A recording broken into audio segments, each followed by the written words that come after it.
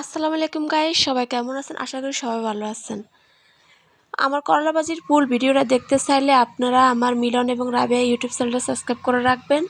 আমি নিত্য নতুন ভিডিও করি, কি রান্না করি, কি করি না করি সবই এখানে দিতে চেষ্টা করি। আপনারা যেহেতু পছন্দ করেন তাই আমি ভিডিওগুলো দিয়ে থাকি।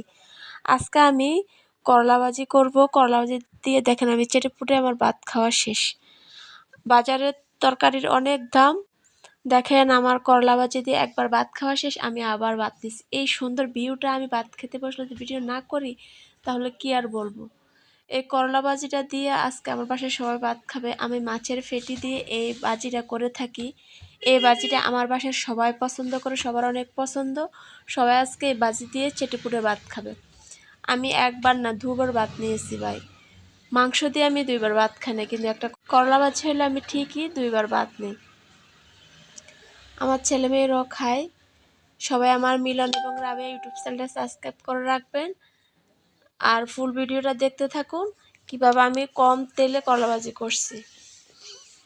এর জন্য আমি এখানে বাজার থেকে প্রায় আধা কেজির মতো করলা আনছি। করলার সাথে বেশিরভাগ আমি এখানে আলু দিছি। 120 টাকা করলা, কি আর বলবো। এখানে আমি 2 টুকরা মাছ, একটা ফেটি এবং মাছের তেল নিয়েছি। করলা ভাজির সাথে প্রায় তেল লাগে, তাই এই মাছের ফেটি থেকে তেল বের হবে, এই তেল দিয়ে আমি করলা ভাজিটা করব। এই করলা ভাজিটা যখন করতেছি আমার বাসার সামনে ভিউটা অনেক সুন্দর।